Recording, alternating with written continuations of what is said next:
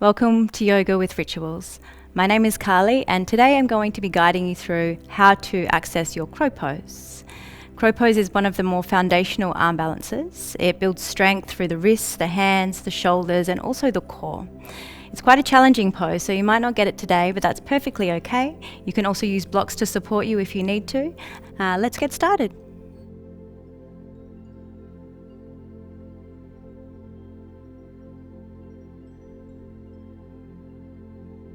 Okay, so we're going to start by coming onto our hands and our knees.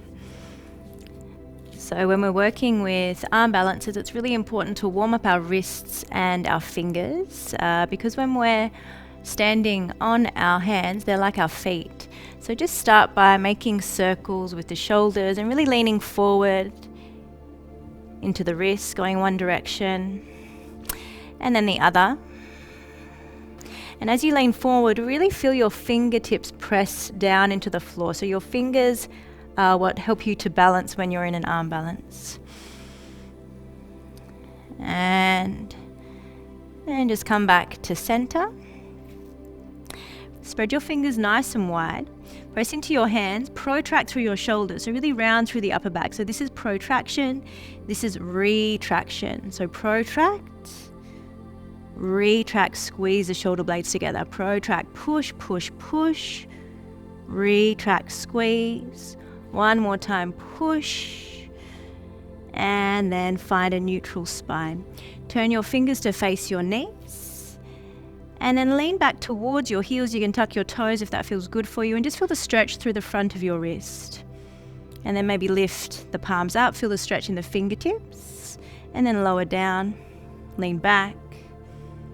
Lower down, lift up, lower, one more time, lift up, and then release. And just give your wrists a little shake out. Make circles with your wrists. Bring your hands to the floor and make your way into a plank pose. So when we work with our crow pose, it's a lot of core strength. So first, find a posterior pelvic tilt. So tilt the pelvis forward, draw your ribs towards your hips, press into the hands, protract through the shoulders, and just hold here for a few breaths just to activate through our core. Really feeling your core switch on. Hold for 3, 2, 1. Release your knees to the floor.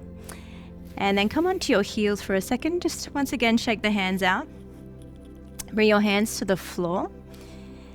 And start to find protraction through your shoulders. So press into your hands, round through your upper back. So really feeling the separation of your shoulder blades. And then retract, squeeze the shoulder blades together. Protract, push, push, push. Retract, squeeze. And again, push.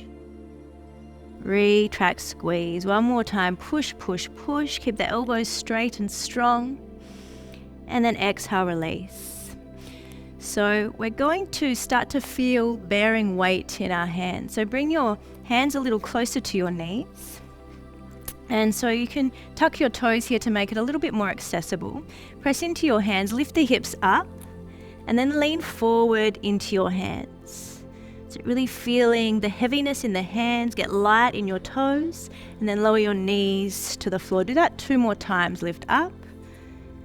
Feel the heaviness in the hands. Use your fingertips to stop you from coming more forward. And then lower down. One more time, lift up. And then lower your knees to the floor. Give your wrists a little shake out.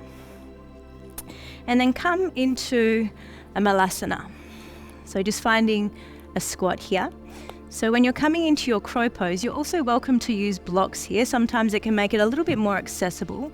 So you can either do this with your hands flat on the floor or with your hands on blocks. So spread your fingers nice and wide.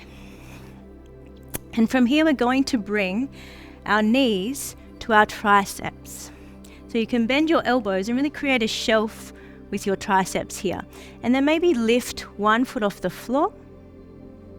Maybe lower it back down. And then come forward, lean into the hands, lift the other foot off the floor, and then lower back down. This time come all the way forward, so really lean your knees into your triceps, and then maybe float both feet off the floor. So use your fingertips to help you to balance here. Find steadiness with the breath.